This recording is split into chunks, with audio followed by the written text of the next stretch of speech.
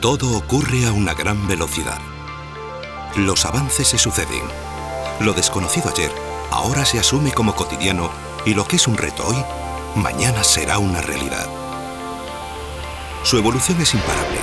Sigue un continuo proceso de desarrollo, y para ello se ha necesitado de muchos años de observación, de experimentación, de contraste de hipótesis. Unas erróneas, otras acertadas, y como base de todo ello, la gran capacidad de observación e innovación de la especie humana. Primero fue el paso de la caza a la ganadería, después de la recolección a la agricultura, y en los últimos años asistimos a un nuevo salto en esta evolución, el cambio de la pesca a la piscicultura.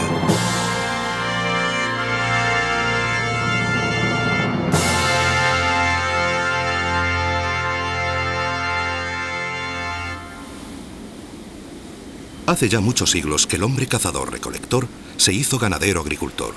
Sin embargo, el hombre pescador ha tardado mucho más tiempo en hacerse acuicultor. ¿A qué se ha debido este hecho? La principal causa es que el hombre es una especie terrestre y ha tenido, y aún tiene, serios problemas para colonizar el mar. El medio acuático ha supuesto una barrera en el conocimiento de los seres que la pueblan, y la observación del comportamiento de los animales hoy domésticos ha sido el principal motor del desarrollo de la ganadería.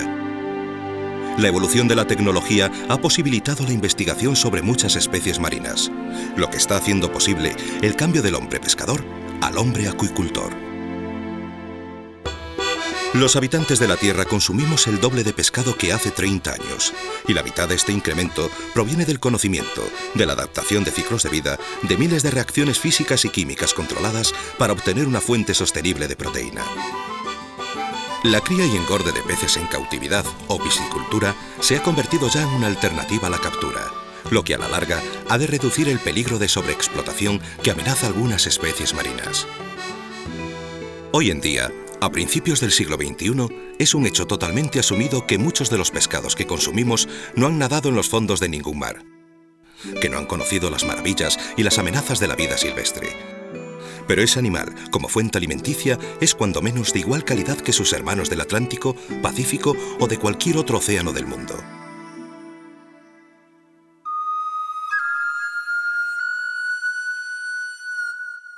¿Pero este interés por el cultivo de las especies del medio marino es algo reciente? ¿Cuándo nos hemos acercado a la piscicultura por primera vez? La idea de criar los peces de las aguas continentales y los mares no es nueva. Desde las antiguas civilizaciones de los egipcios o de la China clásica hasta la actualidad, muchos han sido los pueblos que utilizaron estanques artificiales para mantener y engordar los peces. Pero pocos han sido capaces de repetir, como en la actualidad, total o parcialmente su ciclo biológico natural.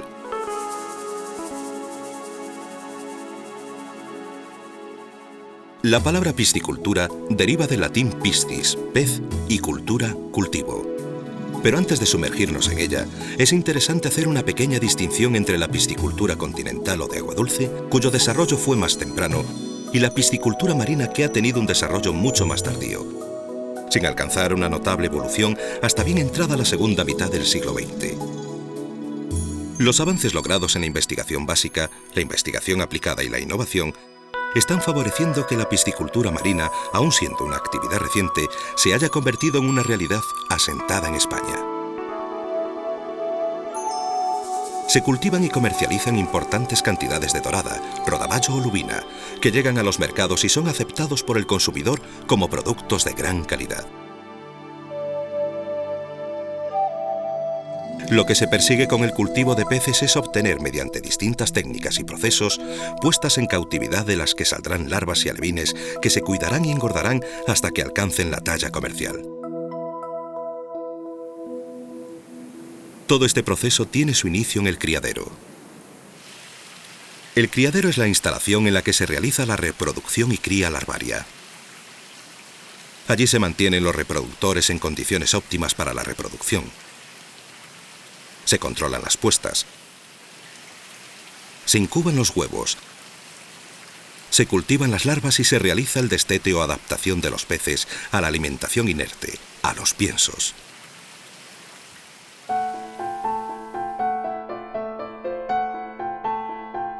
En un criadero se pueden observar las siguientes áreas: la unidad de reproductores, unidad de incubación de huevos, unidad de cultivo larvario con sus cultivos auxiliares y unidad de preengorde o nursery. Todas estas áreas deben funcionar como un engranaje perfectamente sincronizado, ya que cada una de ellas depende directamente de la anterior y a su vez actúa como precursora de la que le sigue, siendo indispensables todas para el correcto funcionamiento del criadero.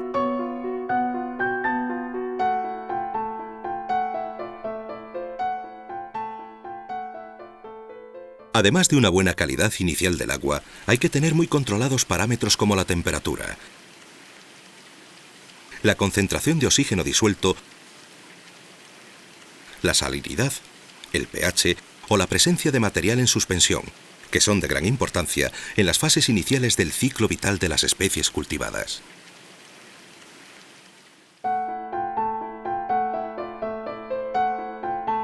El despegue de los cultivos marinos se consiguió al realizar la reproducción en cautividad, posibilitando la obtención a nivel industrial de alevines para su engorde.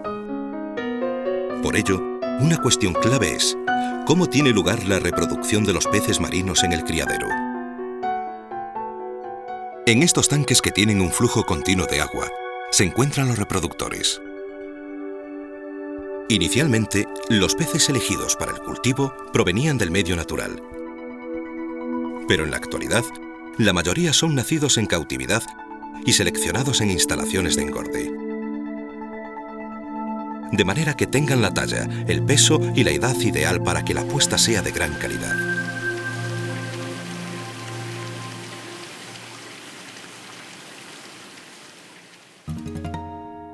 Uno de los factores que más influye en la calidad de las puestas de los reproductores es su estado nutricional. Es decir, su alimentación en los meses anteriores a la puesta, mientras se produce la maduración sexual. Actualmente, gracias a la investigación, existen piensos especiales para reproductores que contienen suplementos de vitaminas C, E y ácidos grasos poliinsaturados, componentes nutritivos muy necesarios para una puesta de calidad. En algunas especies, sin embargo, aún no se ha logrado obtener un pienso de reproductores que satisfaga todas sus necesidades nutricionales, recurriéndose entonces a alimentos frescos, como la carne de moluscos o crustáceos.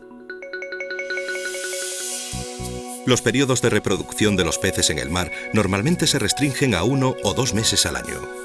Sin embargo, la investigación ha proporcionado el conocimiento suficiente para inducir la reproducción en la época del año que interese, actuando sobre factores ambientales como la temperatura del agua, las horas de luz o la alimentación. Cuando la puesta se realiza de forma espontánea, hembras y machos tras un breve cortejo liberan los óvulos y el esperma simultáneamente, quedando los huevos fecundados en el medio. Los huevos fecundados flotan debido a la presencia de una o varias gotas de grasa, y esto permite recogerlos en los rebosaderos de los tanques por medio de redes de mallaje adecuado.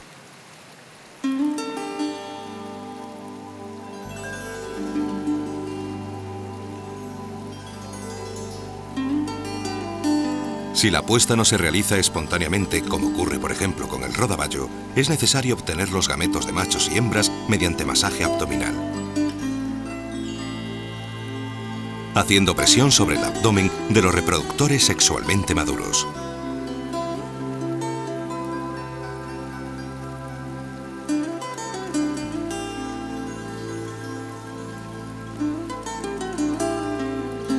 En la unidad de reproductores se inicia el ciclo vital de miles de peces que en forma de huevos fecundados y tras su lavado y recuento entran en la fase de incubación.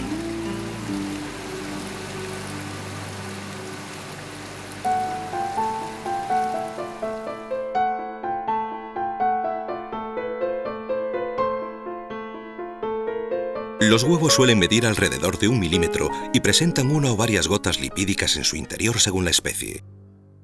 Estas gotas de grasa son las que favorecen la flotabilidad de los huevos.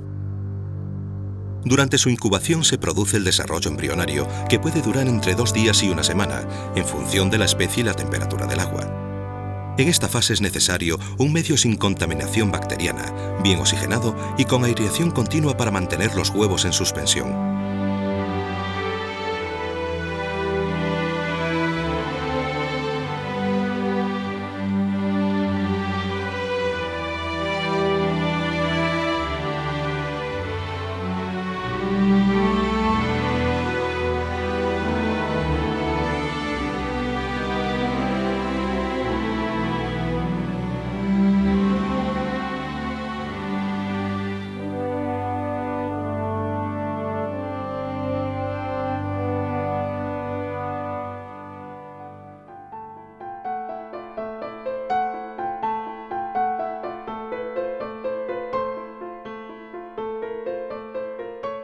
Con el desarrollo embrionario ya casi terminado, y a medida que van eclosionando, aparecen en los tanques de cultivo larvario miles de larvas que en los días siguientes pasarán por la etapa en la que se producen las mayores mortalidades.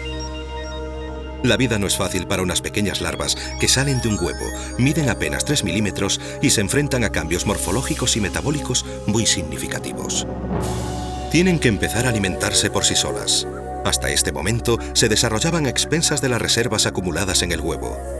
Pero ahora hay que buscar la comida y eso es más difícil de lo que parece. Además, las larvas, por su escasa protección, son muy sensibles a infecciones y problemas patológicos.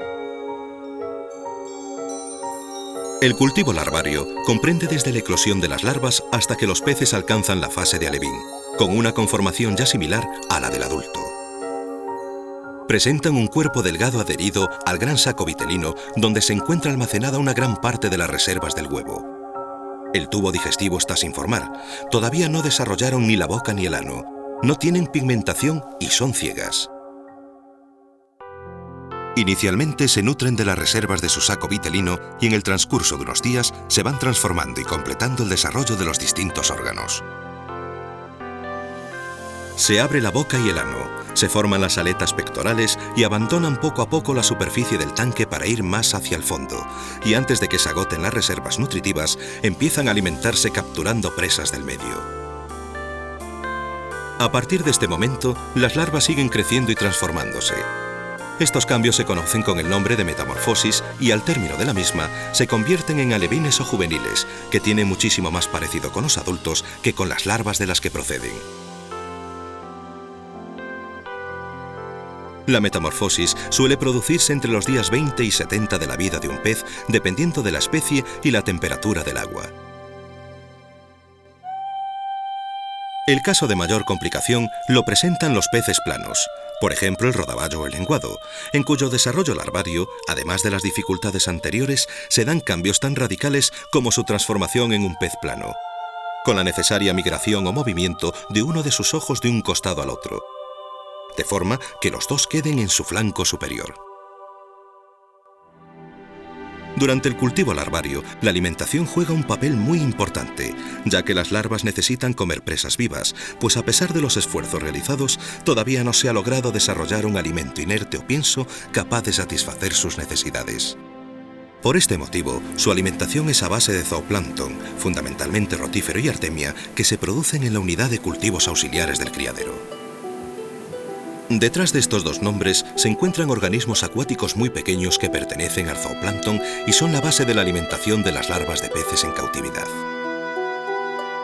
De hecho, lo que se hace es construir una sencilla pirámide o cadena alimenticia de 3 pisos o eslabones. Los productores primarios, el fitoplancton, los primeros depredadores, rotíferos y artemia, y las larvas de peces, que capturan los rotíferos y la artemia y son el final de esta cadena.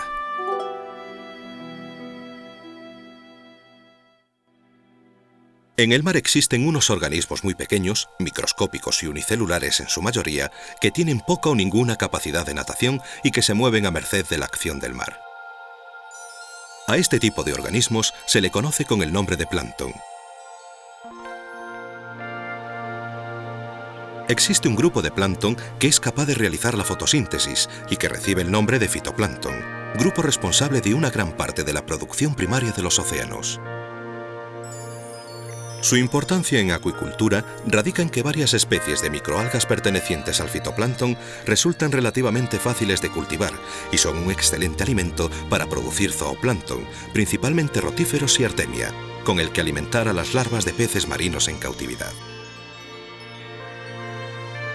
Para cultivar fitoplancton basta con disponer de una pequeña cantidad o inóculo de la especie deseada, iluminación y un medio de cultivo adecuado.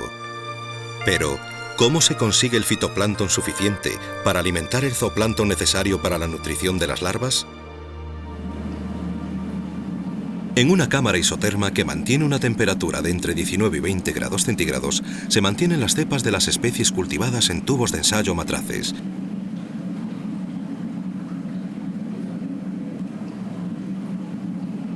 En el interior de esta cámara también se inicia el cultivo masivo, empezando con matraces de 250 mililitros para pasar posteriormente a recipientes mayores, de hasta 10 litros de capacidad. Estos son expuestos a una mayor iluminación y aireación, obteniéndose así un crecimiento muy rápido de las algas y observándose una coloración del cultivo cada vez más oscura, debido al aumento de la densidad de células. Cuando estos cultivos alcanzan las densidades deseadas, se utilizan como inóculos para el siguiente paso: el cultivo en grandes volúmenes. Un peldaño más arriba en esta cadena trófica se encuentra el zooplancton, que se alimenta básicamente del fitoplancton cultivado. Dentro de la gran variedad de organismos que forman el zooplancton, la artemia y el rotífero presentan el tamaño y las características adecuados para la alimentación de las larvas. La investigación ha descubierto gran parte de sus secretos y por eso hoy en día se puede controlar su producción y adaptarla a las necesidades de los criaderos. Los rotíferos son organismos acuáticos, mayoritariamente de agua dulce, que se caracterizan por poseer una corona de cilios con aspecto de rueda giratoria que les sirve para la locomoción y de ahí el nombre de rotífero. Su utilización en acuicultura viene dada porque su tamaño se adapta muy bien a la alimentación larvaria de peces, pero también porque presenta una buena calidad nutritiva si se alimenta correctamente, alcanzando grandes densidades en el cultivo gracias a su adaptación a la vida en cautividad.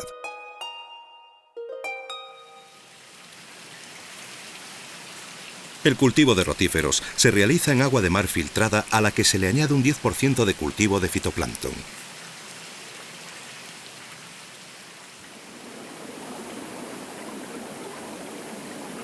Cuando el cultivo de rotíferos se realiza en volúmenes grandes, se hace impracticable una alimentación exclusivamente a base de fitoplancton. Por eso, se usa como alimento levadura de panificación disuelta en agua.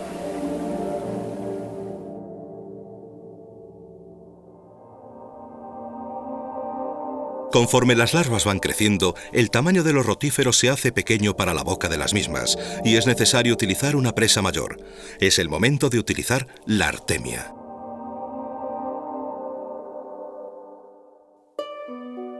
La artemia es un crustáceo con una distribución muy amplia, pues aparece en casi todo el mundo, ya que soporta condiciones ambientales muy diversas y extremas.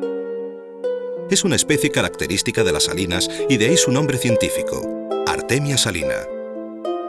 Su ciclo reproductor presenta varias alternativas. Pero lo más interesante desde el punto de vista de la acuicultura es que en determinadas condiciones ambientales, las hembras producen unos huevos resistentes o cistes recubiertos de una membrana denominada corión.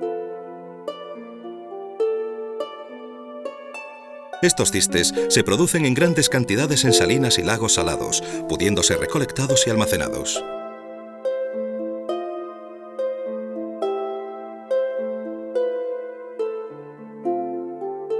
Su utilización como alimento de las larvas de mayor tamaño permite un ahorro energético, ya que necesitará capturar un menor número de presas.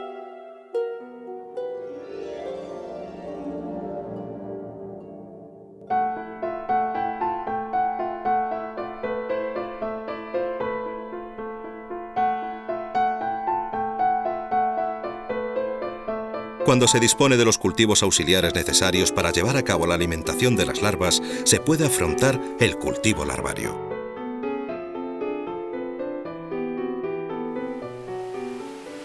Es muy importante en esta fase mantener bien controlados la concentración de las presas, rotífero o artemia, y el número y tamaño de las larvas en el tanque para controlar la supervivencia y el crecimiento. Las recién nacidas se alimentan de sus reservas vitelinas y entre el tercero y sexto día después de su nacimiento comienzan a capturar presas vivas. Primero son alimentadas con rotífero, después con nauplios de artemia y a medida que aumenta el tamaño de su boca se pasa a metanauplios de artemia.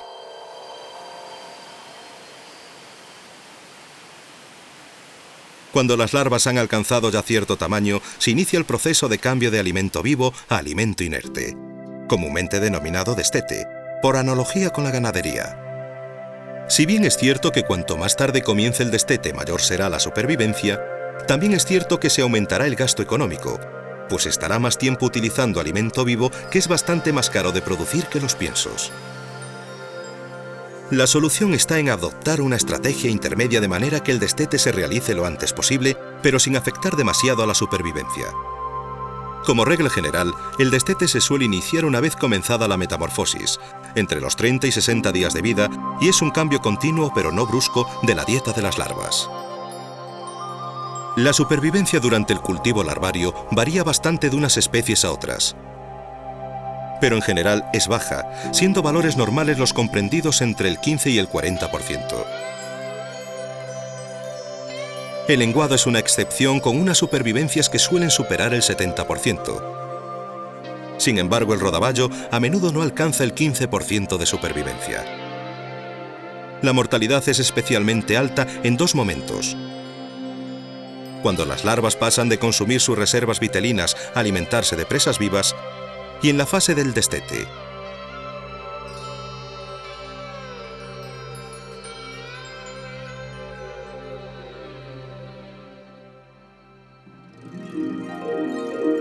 Los alevines, terminada la fase del destete, ya se parecen mucho a sus progenitores y están adaptados al consumo de pienso, pero aún son demasiado pequeños como para trasladarlos a las instalaciones o granjas de engorde. Por este motivo, lo más normal es que pasen un tiempo siendo cultivados en un tipo de instalaciones denominadas de preengorde o nurseries.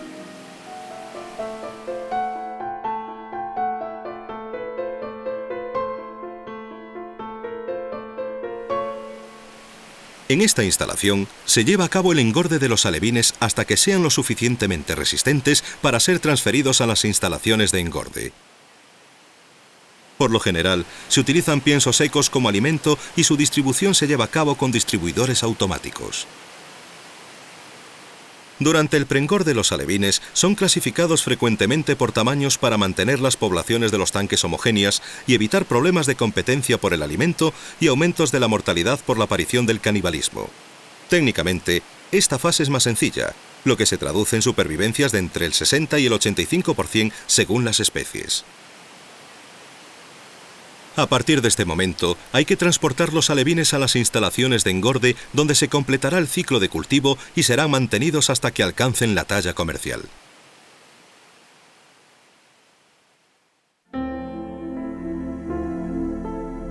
La piscicultura marina es una realidad consolidada y, sin lugar a dudas, una de las formas de producción animal más especializadas y con mayor porvenir, tanto en cuanto a rendimientos como a especies susceptibles de ser cultivadas.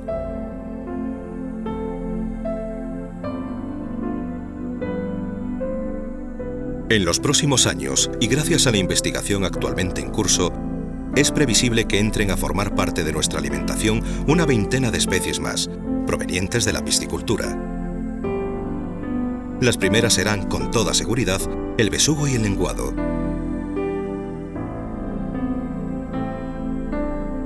Pero estas seguirán otras como el sargo, el dentón, la seriola, el pargo o el salmonete. La demanda de este tipo de pescados aumenta, lo que supone un incentivo para potenciar cada vez más las investigaciones que aporten el conocimiento necesario para desarrollar su cultivo en cautividad. Lo que hasta hace pocos años era una esperanza o un horizonte a explorar, se está convirtiendo en una realidad. La piscicultura se mueve con el conocimiento, avanza con la investigación y crece a medida que se abren nuevas puertas.